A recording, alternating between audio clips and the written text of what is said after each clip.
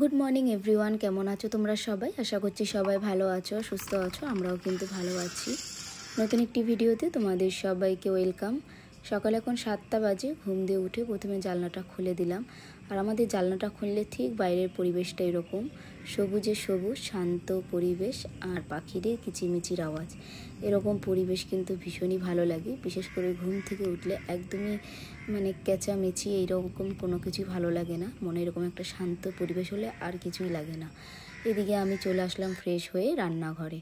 সকালে এখন এই যে দুধ চা বানিয়ে নিচ্ছি। আর এখন হালকা হালকা ঠান্ডা সকালের দিকে বেশ পড়েই গেছে। আর এরকম হালকা ঠান্ডার মধ্যে একটু চা না খেলে একদমই ভালো লাগে না।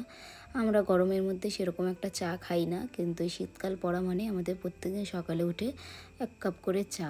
আর চায়ের রুটিনটা আমারই, প্রত্যেক দিন আমিই বানাই চাটা। আর বাদবাকি কাজ মাই করবে রান্নার। আর এইদিকে চা হয়ে গেছে, কাপে ঢেলে নিচ্ছি। চা খেয়ে তারপর এই যে নুনের জায়গায় নুন ঢালবো। আগের দিনে নুনের জায়গা যেটা ছিল সেটা ভেঙে দিয়েছে দাদা, এই কারণে এটা নতুন কিনে নিয়ে আসা হয়েছে। সেখানেই নুনটা ঢেলে রাখলাম। মা এদিকে রান্নার জন্য সব প্রস্তুতি নেবে, আমি এই ফাঁকে স্নানটা করে পুজোটা দিয়ে দেবো।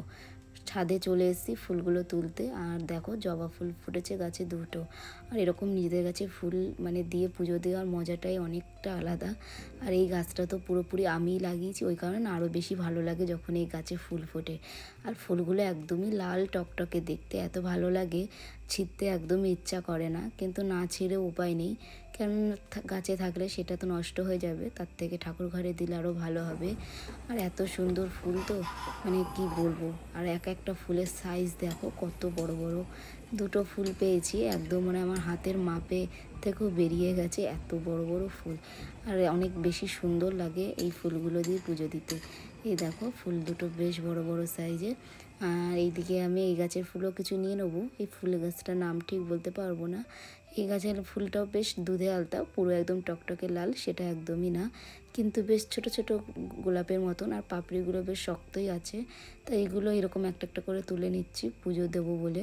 আর এইসব ফুল দিয়ে পুজো দিতে বেশ ভালোই লাগে। আর আমাদের গাছে যা পরিমাণের ফুল ফোটে, তো আমাদের আর বাইরে দিয়ে ফুল না কিনলেও চলে। এখানে কিছুটা কড়িও আছে লাল, আর এখানের সাথে দেখো সাদা একটা কড়ি। আমি 2টো গাছের একসঙ্গেই লাগিয়েছি। 2টো রঙের গাছ, যখন 2টো ফুল একসঙ্গে ফুটবে আরও বেশি ভালো লাগবে। আর এই সাইডে দেখো একটা বকফুল গাছ। আর বকফুল গাছটা সব থেকে একটা জিনিস তোমাদের দেখাই। দেখো গাছটা কিন্তু খুব একটা বড় না, আর বেশি দিন হয়নি গাছটা লাগিয়েছি, তার মধ্যে দেখছি এরকম কড়ি চলে এসছে। আমার তো কী যে মজা লাগছে কি বলবো। কেননা আমি গাছটা যেহেতু নিজের হাতে যত্ন করে লাগিয়েছি, তার মধ্যে যদি এরকম কড়ি আসে তাহলে তো মন তো ভালোই লাগবে। আর এই বকফুল তো তোমরা সবাই জানো যেগুলো বড়া করে খায় ফুল হলে, তার জন্য দেখো কড়ি চলে এসেছে, আর কদিন বাদে ফুলও হবে। আর ফুলটা যখন হবে অবশ্যই তোমাদেরকে দেখাবো কি কালার হয়। আমি তো ঠিক বলতে পারছি না, অনেক সময় লালও হতে পারে, সাদাও হতে পারে। এইটা কি কালার সেটা আমি জানি না, কিন্তু যাই হোক হয়েছে, এটাই অনেক। আর এখানেও কিছু ফুল আছে, নয়নতারা, তারপরে এখানে এক ধরনের ফুল আছে ঘাস ফুল, দেখো কত সুন্দর দেখতে লাগছে।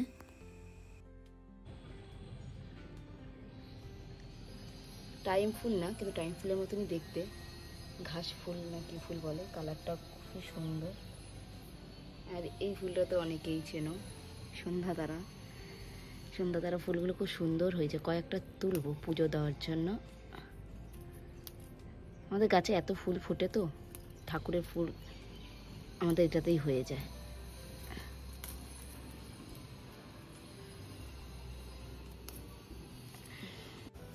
ফুল তুলে চলে এসছে এই যে পুজো দিতে। দেখো পুরো সিংহাসনে ফুলে ফুল।